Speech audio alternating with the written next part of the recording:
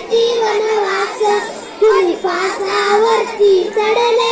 ते देशासाठी लढले ते देशासाठी लढले ते अमर हुतात्मे झाले झगडली झुंजली जनता मग स्वतंत्र झाली माता झगडली झुंजली जनता मग स्वतंत्र झाली माता हिम शिखरी कर फड फडले हिम शिखरी